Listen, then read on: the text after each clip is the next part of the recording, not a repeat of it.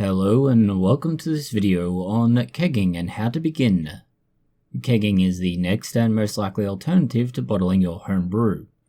For the most part, this will be used for beer, but you may find its application for cider. While cracking open a bottle of beer, whether it is a crown cap, swing top or similar, a beer drawn from a tap provides a much greater satisfaction, even when it is the exact same contents. Kegging is superior to bottle in some ways. The most immediate is that you do not need to individually sanitize enough bottles for your brew, just one very large bottle in the form of a keg. The downside to it is that it does require considerably more equipment. This includes your keg itself, a CO2 gas tank, a CO2 regulator, air hoses, your beer tap or faucet, and some sort of refrigeration. Collectively, these will make up what is required to dispense your beer. Unlike bottling, which can theoretically last indefinitely, kegged homebrew can last as much as 6 months and sometimes more if conditions are just right. 6 months is about what you should expect to find. Ideal conditions would be things like a spotlessly clean and sanitized keg, very clear CO2 pressure control, and a cold environment. If you're just looking to store it until you're ready to dispense, you can keep it in somewhere cool and dark like a basement. You don't need to give it any kind of special storage. In order for your homebrew to be dispensed properly, however, you will need to keep it in a cold environment.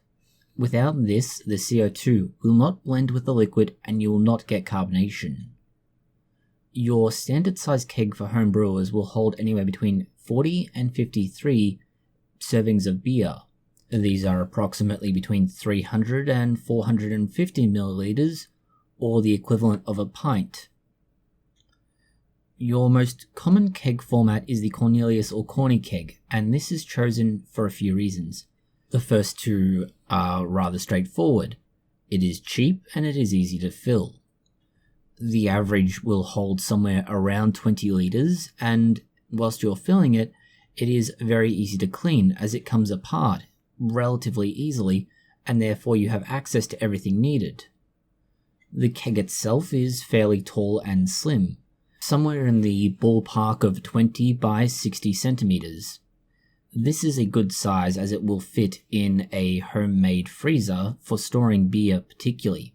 They're also fairly lightweight at approximately 5 kilograms when empty and approximately 25 kilograms when full.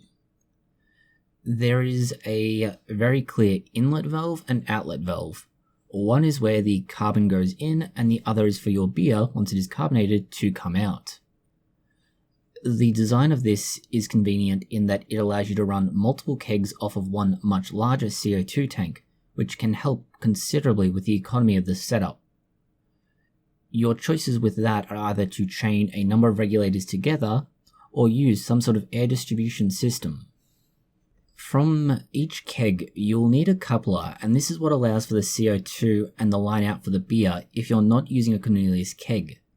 When storing your kegs in a freezer or fridge for the purposes of dissolving the CO2 into the beer, thereby carbonating it, you need to consider how many you can store. And on average, if we're looking at the Cornellius keg and a small freezer which has been modified into a kegerator, you can fit somewhere between 3 and 5 kegs into it if you have a little bit of creativity.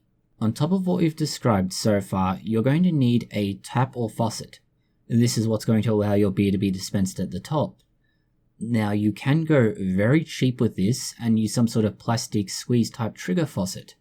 These are liable to break and fail in the most unexpected and inconvenient of times and ways.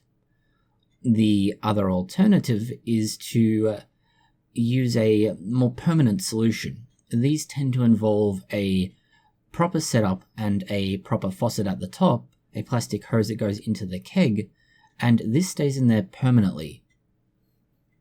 With regards to the use of the keg itself, what you'll find is that you take the contents of your secondary fermenter and transfer it to the keg after it's been cleaned and sanitized.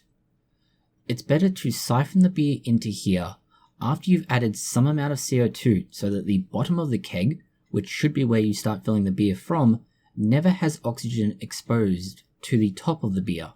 This minimizes two things: oxygen that gets into your beer and any sedimentation that finds its way into your beer as well. That keeps your keg cleaner and means less work in the long run. From here, you add CO2 to your keg. This is done to purge out any air that wasn't removed initially. You may need to do this several times to make sure all oxygen is removed. That's the last thing you want kept in a keg that may have beer in it for several months. It's going to lead to oxidation and unwanted flavors. This is when you now need to look at moving your keg into some sort of refrigerated environment. This is done before you try and put more CO2 into it. The cooler the beer when you go to do this, the better it will dissolve. By cooling it down first, you ensure that you only need to put in as much CO2 as is necessary. This reduces waste and unneeded problems later on when you're trying to set the keg up to dispense. Your option, if you're not entirely sure about how much CO2 you need to add, is to try and add it overnight. In doing this, you're looking at adding somewhere around 83 kilopascals of CO2. Depending on what particular measurement you're taking, you may read this as 12 psi. At the end of that, you should find it okay to sit for about 12 to 24 hours. It will depend on how much time it takes to dissolve entirely. At the end of that time, your beer should be carbonated, if not very close to. You may need to increase the pressure just a little bit and put some more CO2 in there and wait a little longer.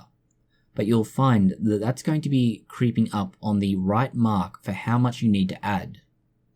From here on, you need serving glasses and a few friends to drink with. Beyond that, you should be good to go in using a keg. You now know most of what you need as far as equipment's concerned and how to set it up. Thank you for watching this video. If you found it interesting, consider liking, sharing, and subscribing.